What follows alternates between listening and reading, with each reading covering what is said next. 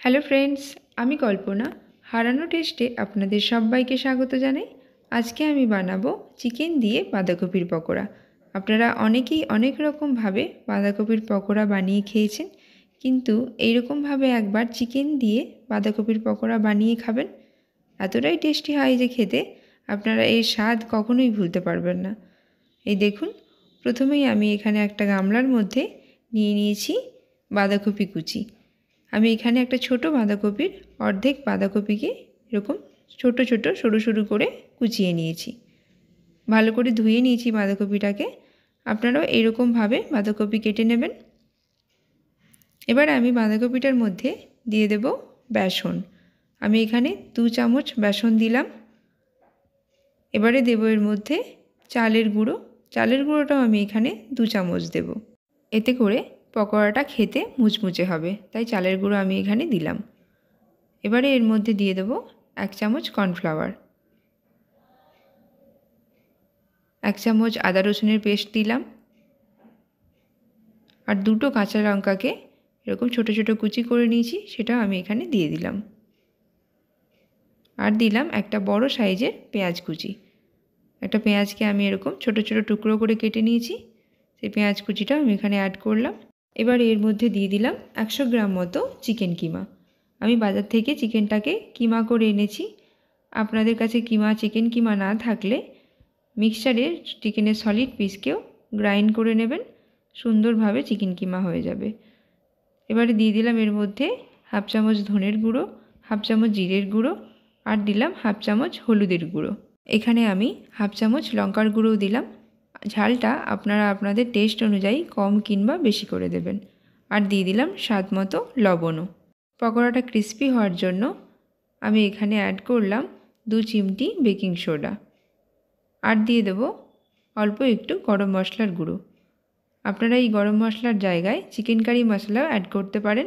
আমার কাছে ছিল না, তাই আমি গরম মশলাই দিলাম। এবারে আমি সব উপকরণটাকে বাঁধাকপির সঙ্গে ভালো করে হাত দিয়ে চটকে চটকে মেখে নেব। আমি কিন্তু এখানে কোনো জল অ্যাড করব না। বাঁধাকপির যে রসালো ভাবটা আছে, হাত দিয়ে ভালো করে চটকে চটকে নিলেই বাঁধাকপির মধ্যে সব কিছু ভালো করে মাখা হয়ে যাবে।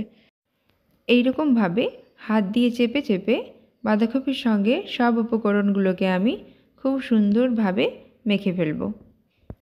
এই দেখুন বন্ধুরা, কোনো জল অ্যাড না করে আমি বাঁধাকপিটাকে কতটা সুন্দরভাবে মেখে ফেলেছি।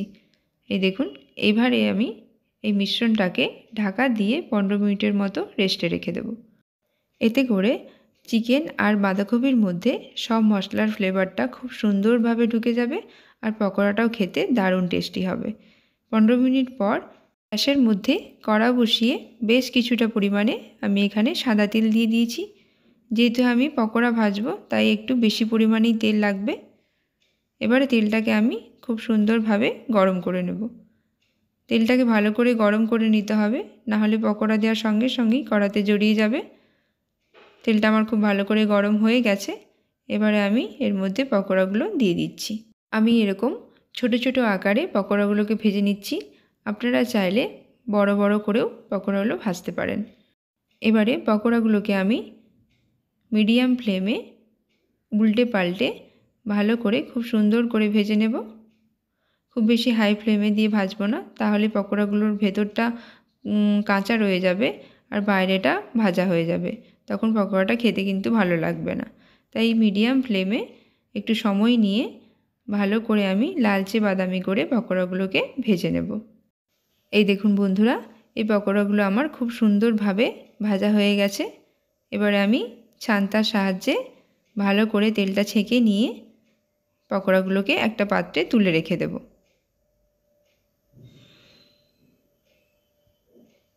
এবার বাকি তেলের মধ্যে আমি আবারও কিছু পকোড়া দিয়ে দেব।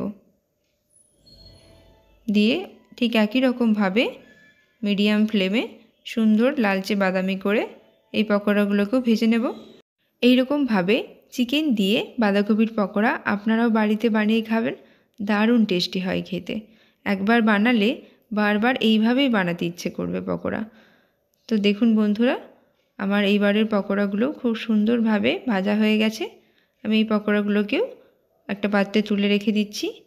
আর এই রকমভাবে সব পকোড়াগুলোকে আমি ভেজে নেব। তারপর আপনাদের সার্ভ করে দেখাচ্ছি গরম গরম বাঁধাকপির পকোড়া। বন্ধুরা, দারুণ টেস্টি আর মুচমুচে বাঁধাকপির পকোড়া আমার তৈরি হয়ে গেছে। এইরকম শীতের সন্ধেবেলায় গরম গরম বাঁধাকপির পকোড়া বানিয়ে আপনারা বাড়িতে খেতেই পারেন, কিংবা বাড়িতে গেস্ট এলে ঝটপট এই পকোড়া বানিয়ে ফেলতে পারেন। তো বন্ধুরা, আমার এই রেসিপিটা আপনাদের কেমন লাগলো প্লিজ কমেন্টে লিখে জানাবেন।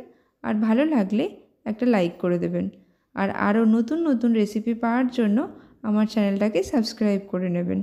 সবাই খুব ভালো থাকবেন, সুস্থ থাকবেন। আবারও একটা নতুন রেসিপি নিয়ে আসছি। ততক্ষণের জন্য টাটা।